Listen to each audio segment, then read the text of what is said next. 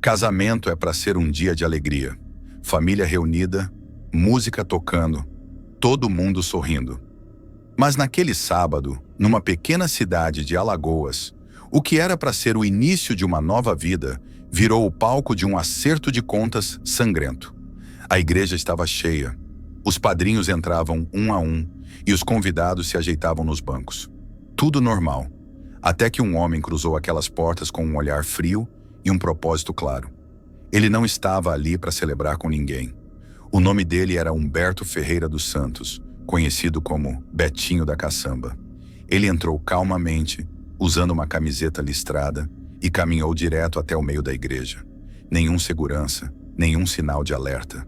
Só ele, a multidão e dois rostos que ele jamais esqueceu. Sentados entre os convidados estavam Cícero Barbosa da Silva, de 62 anos, e o filho dele, Edmilson Bezerra, de 37. Eram conhecidos da cidade, gente de família grande. Mas para Humberto, eles eram mais do que isso. Eram os responsáveis pela maior tragédia da vida dele. 3 anos antes, o pai e o filho de Humberto tinham sido mortos.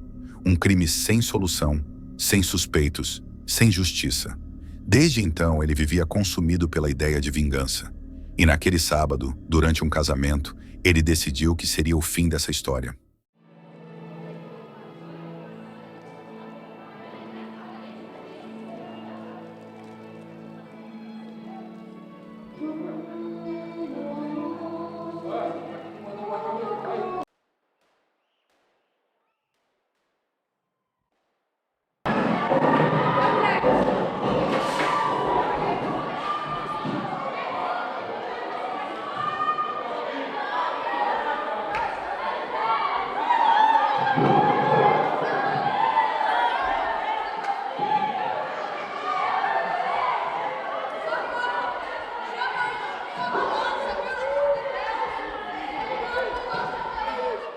Foram 6 disparos em poucos segundos. O som ecoou pelas paredes da igreja, e o que era silêncio e emoção virou pânico absoluto. Gente gritando, correndo, se jogando no chão. Uma mulher, esposa de uma das vítimas, foi atingida de raspão. 2 crianças que estavam sentadas ao lado escaparam por milagre. Mesmo assim, o que mais chocou não foi o tiroteio em si, foi o que aconteceu logo depois.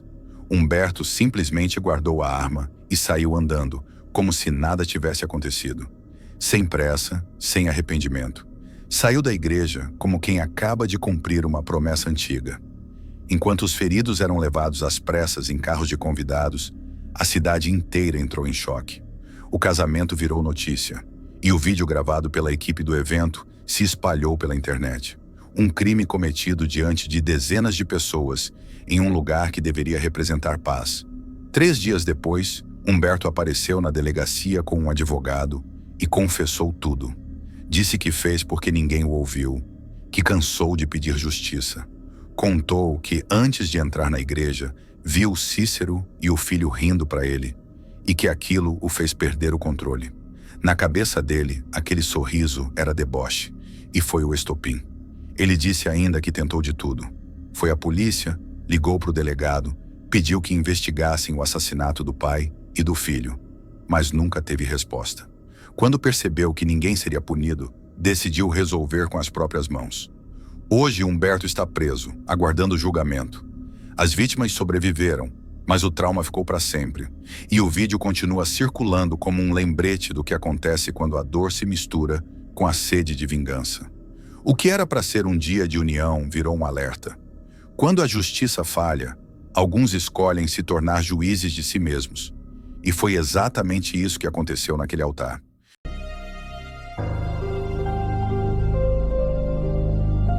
Justin Mon era um americano comum à primeira vista. 30 anos, formação universitária, um bom histórico profissional. Tinha estudado o agronegócio, trabalhado em empresas conhecidas e mantinha perfis ativos nas redes sociais.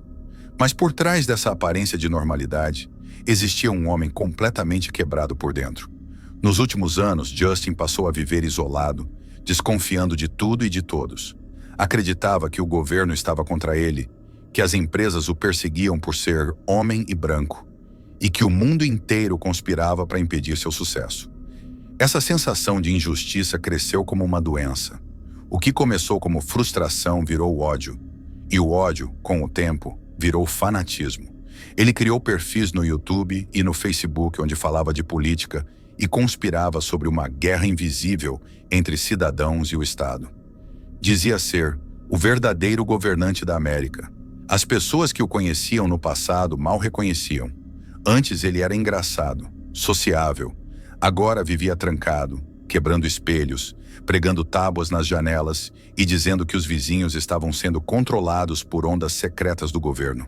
O único que ainda tentava ajudá-lo era o pai. Um engenheiro veterano que trabalhava para o governo por décadas. Mesmo vendo o filho se afundar, insistia em visitá-lo e oferecer apoio. Mas para Justin, o pai era o inimigo perfeito. Representava exatamente o que ele dizia odiar: o Estado, a autoridade, a estabilidade. A cada conversa, a raiva crescia. O pai tentava entender, o filho só gritava. A mãe, cansada de ver os dois discutindo, começou a passar mais tempo fora de casa. Em uma tarde de janeiro, Justin decidiu que não precisava mais de palavras. Pegou a pistola que havia comprado alguns dias antes, esperou a mãe sair e foi até o pai.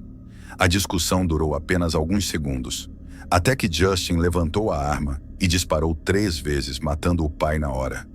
Mas o que ele fez depois foi o que transformou esse crime em algo muito pior do que um assassinato. Justin ligou a câmera, ajustou a luz, olhou para a lente e começou a gravar. A gravação parece uma transmissão normal no início. Ele fala com calma, usa um tom didático, como se estivesse dando uma aula. Mas logo o absurdo toma conta. Ele começa a dizer que o governo americano é um culto maligno, que todos os cidadãos são escravos do sistema e que ele, Justin, é o único capaz de libertar o país. A cada palavra, a loucura aumenta, até que, em um momento, ele faz algo inimaginável. Mostra a cabeça do pai dentro de um saco plástico com o rosto coberto de sangue. E com o olhar fixo na câmera, ele começa a conclamar seus seguidores a fazer o mesmo. Pede que façam o mesmo com funcionários públicos, policiais, agentes do FBI, qualquer pessoa que sirva ao sistema. A serenidade na voz dele é o que mais assusta. Nenhum tremor, nenhuma hesitação. Apenas um homem completamente convencido de que cometeu um ato heróico. O vídeo ficou no ar por alguns minutos antes de ser derrubado, mas foi tempo suficiente para se espalhar. Pessoas começaram a compartilhar, comentar, denunciar. A mãe de Justin, sem saber de nada, voltou para casa e encontrou o pior cenário possível: o corpo do marido no chão. A polícia foi acionada imediatamente. Quando os agentes chegaram, Justin já tinha fugido. A caçada durou poucas horas. Ele foi encontrado em uma base militar próxima, ainda com a arma usada no crime. Ao ser abordado, não ofereceu resistência. Estava calmo, quase sereno. Durante o interrogatório, Justin falava como se ainda estivesse transmitindo. Repetia frases do vídeo, dizia ser o novo Messias e que o sacrifício do pai foi o início da Revolução Americana. Para os investigadores não havia dúvida. Ele acreditava no que dizia. Não era fingimento, era delírio puro. A história se espalhou pelos Estados Unidos e o nome de Justin virou sinônimo de insanidade. O rosto dele após a prisão, calmo, com um leve sorriso, estampou jornais e sites do mundo inteiro. Especialistas em comportamento descreveram o caso como um retrato extremo do fanatismo online. Um homem isolado que passou anos se alimentando de teorias conspiratórias até transformar o próprio pai em inimigo. Hoje, Justin está preso e deve passar o resto da vida em uma cela. Mas o vídeo, mesmo banido, continua sendo compartilhado em fóruns obscuros da internet. Como uma lembrança do quão longe a mente humana pode ir quando acredita ser a única dona da verdade.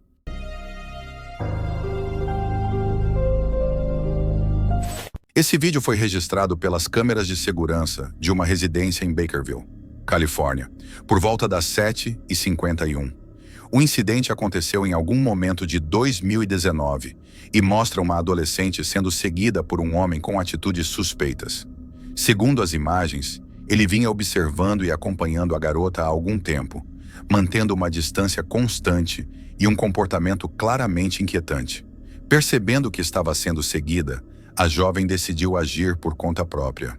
Demonstrando muita presença de espírito e coragem, ela elaborou uma estratégia rápida para despistar o homem, aproveitando o ambiente ao redor para se proteger. Sua reação foi inteligente e decisiva. Ela conseguiu enganar o perseguidor e escapar em segurança, antes que ele pudesse se aproximar demais.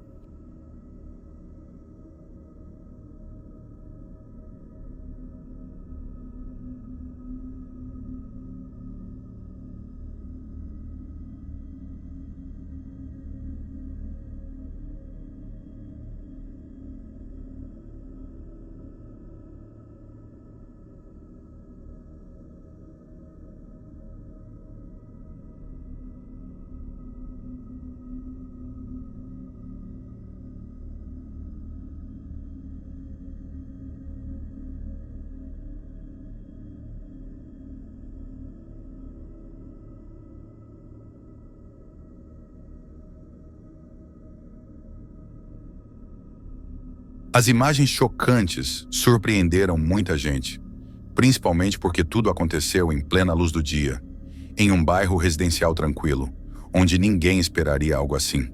A jovem contou que o homem tentou falar com ela várias vezes, mesmo depois de ela tentar se afastar. A polícia elogiou a atenção e a coragem da garota, destacando que sua reação rápida evitou algo pior. As autoridades abriram uma investigação para encontrar o suspeito, mas até hoje não se sabe o que aconteceu com ele. O caso continua sem desfecho, deixando apenas o registro das câmeras como prova do momento assustador. Se este vídeo mexeu com você, não deixe de se inscrever no nosso novo canal, o Saga Criminal.